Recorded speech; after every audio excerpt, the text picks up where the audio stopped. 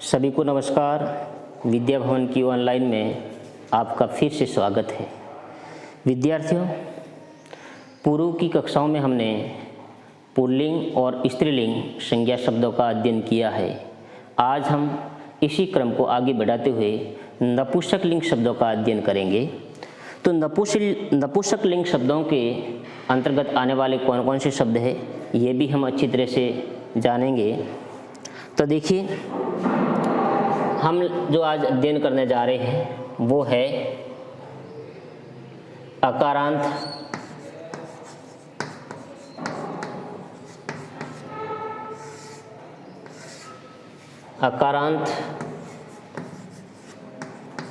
नपुंसकलिंग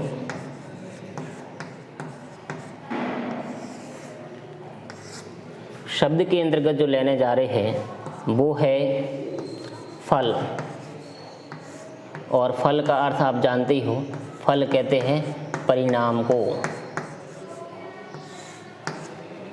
शब्द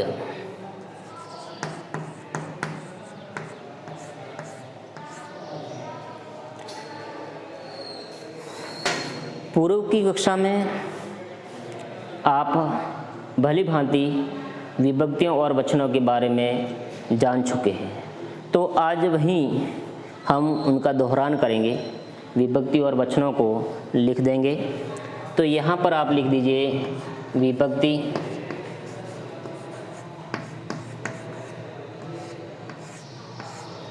यहाँ पर लिख दीजिए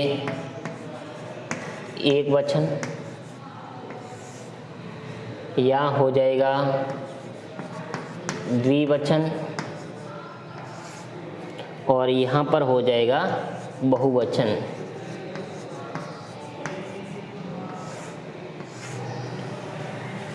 अब विभक्ति के अंतर्गत सबसे पहले हम लिखेंगे प्रथमा विभक्ति। प्रथमा में आपको ध्यान ही है कि कर्ता कारक प्रयुक्त करेंगे और कर्ता कारक प्रयुक्त करते ही उसका जो अर्थ निकालेंगे वो क्या निकाल देंगे, ने निकाल देंगे। इसलिए रूप इसके इस तरह बनेंगे, फलम यानी फलने, फले दो फलने, और फलानी यानी सभी फलौने, ये रूप हो जाएगा फलम, फले, फलानी। द्वितीय विभक्ति का जो रूप होगा वो भी सेम ही होगा, द्वितीय विभक्ति के रूप भी सेम ही होगा। आपको यहाँ पर लिख देना है फलम, फले, और यहाँ पर वही रूप हो जाएगा फलानी।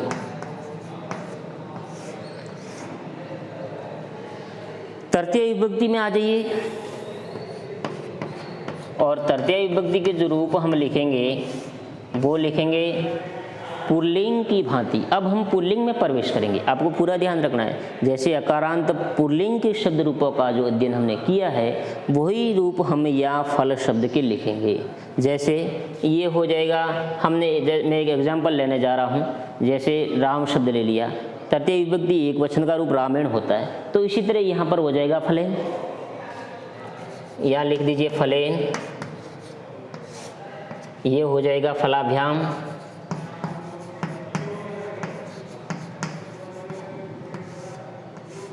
और यहाँ पर जैसे हमने राम ही लिखा था तो यहाँ लिख देंगे फलई। फिर आ जाइए चतुर्थी विभक्ति पे।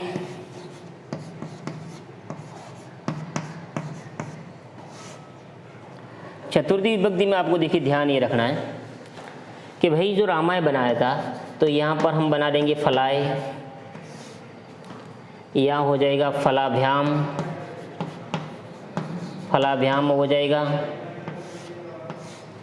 और यहाँ आपको क्या करना है, फलेभ्यः बना देना है।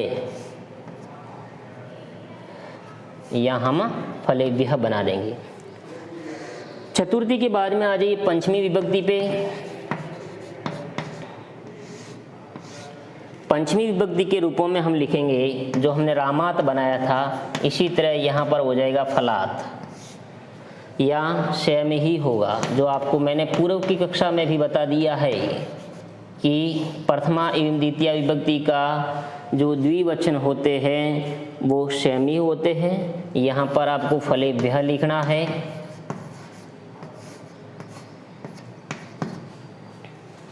फिर आ जाइए पंचमी के बाद में आप षष्ठी विभक्ति पे आ जाइए।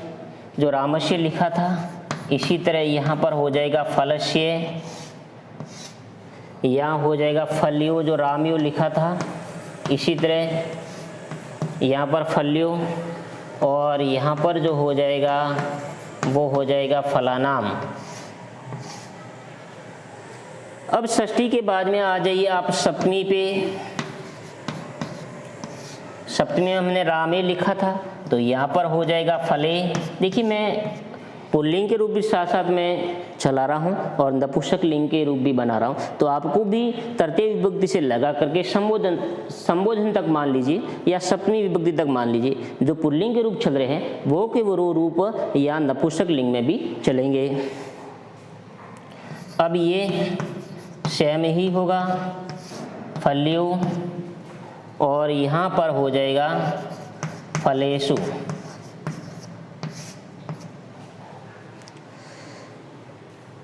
संबोधन लिख दीजिए अब आगे।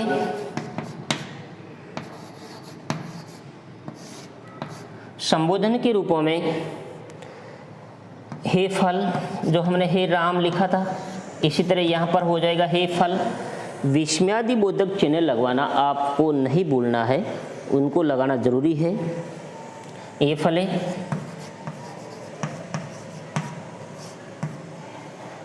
और यहाँ पर हो जाएगा ये फलानी।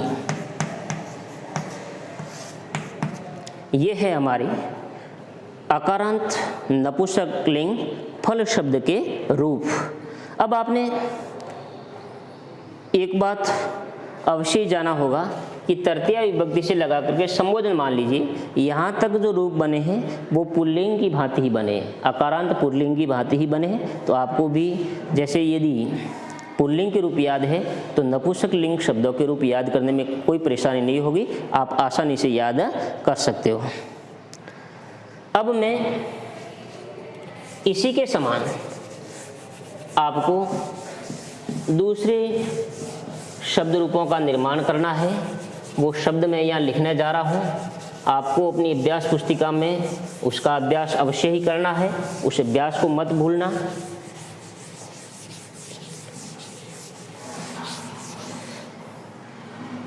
शब्द में देखिए मैं सबसे पहले जो पुष्प लेने जा रहा हूँ, पुष्प यानी फूल होता है जिसका अर्थ। इसके बाद में पत्र है, गृह है जो घर होता है, पुस्तक है, जल है, दुख है। ऐसे आपको बहुत सारे शब्द मिल जाएंगे। तो इन शब्दों में से आपको दो शब्दों का शब्द रूप बनाने हैं। फिर आगे चलिए,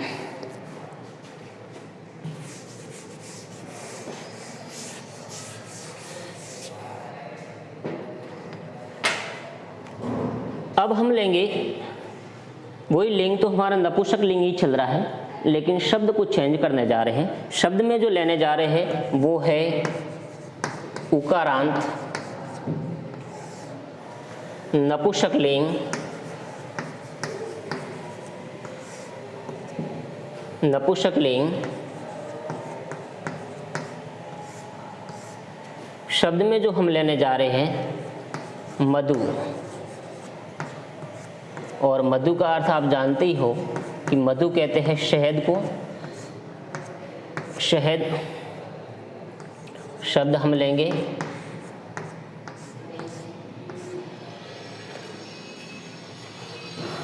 यहाँ पर आप विभक्ति लिख दीजिए।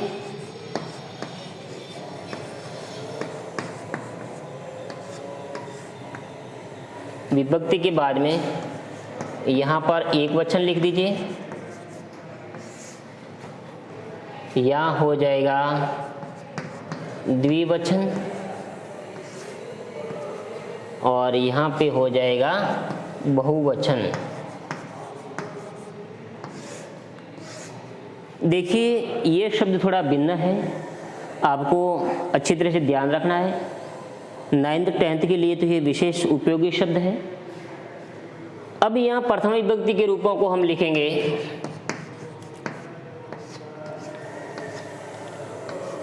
प्रथमा विभक्ति के रूप जो हो जाएंगे वो एक वचन जो होगा वो मधु, द्विवचन होगा वो होगा मधुनी,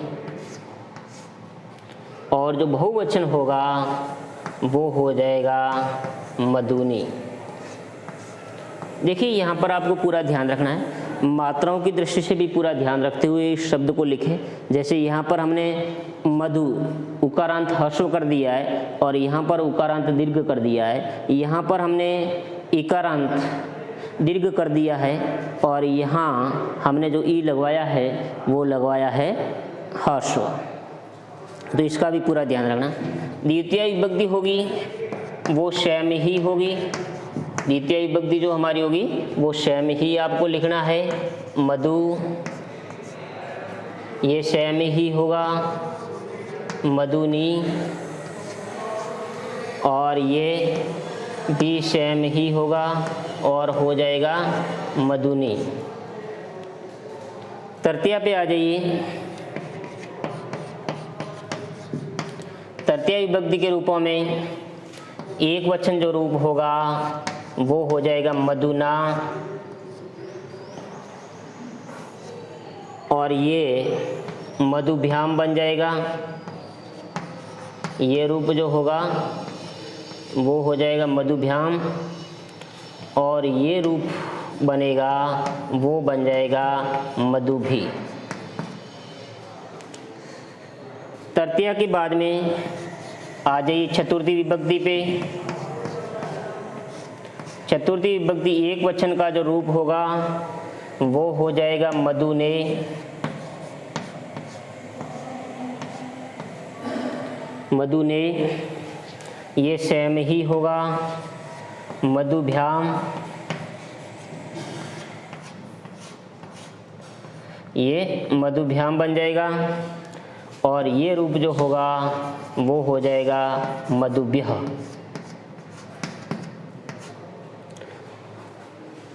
चतुर्थी के बाद में आ जाइए पंचमी विभक्ति पे।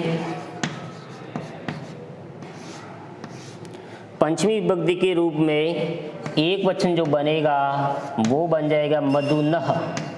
थोड़ा ध्यान देना यहाँ पर, मधुनः ये स्वयं ही होगा, मधुभ्याम, और ये स्वयं ही हो जाएगा मधुभ्यः। पंचमी के बाद में आप आ जाइए षष्ठी विभक्ति पे।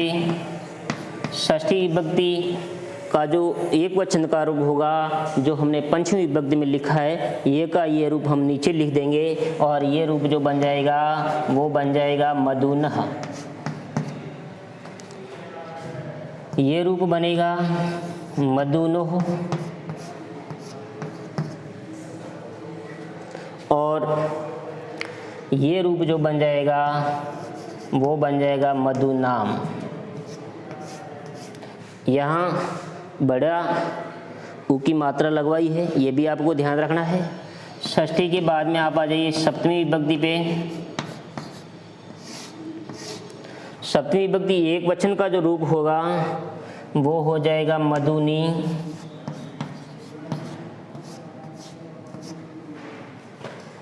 ये स्वयं ही होगा मधुनो, और यहाँ पर जो हो जाएगा वो हो जाएगा मधुषु। अब आ जाइए संबोधन पे।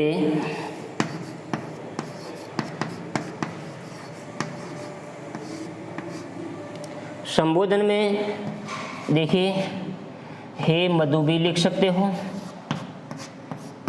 और हे मधु भी लिख सकते हो। हे मधु भी आप एक वचन का रूप बना सकते हो। फिर हे मधुनी,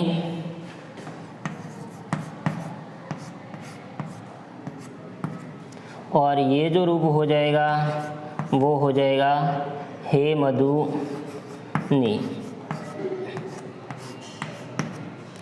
अब यहाँ पर हमने मधु शब्द के जो रूप लिखे हैं उसको आपको अच्छी तरह से याद करना है, बहुत ही इम्पोर्टेंट है। अर्थ वही जो हमने पहले निकाले हैं, उसी तरह मधु शब्द के भी अर्थ निकलेंगे कि शहद ने, दो शहदों ने और शहदों ने। इसी तरह कारक चिन्हों का, विभक्ति चिन्हों का प्रयोग करते हुए इनके अर्थ आपको निकाल लेना है। आपको ये सारे रूप अच्छी तरह से समझ में आ गए होंगे। नहीं आए तो एक बार अभ्यास ज़रूर करना, समझने की कोशिश करना और पूछना मत भूलना। धन्यवाद।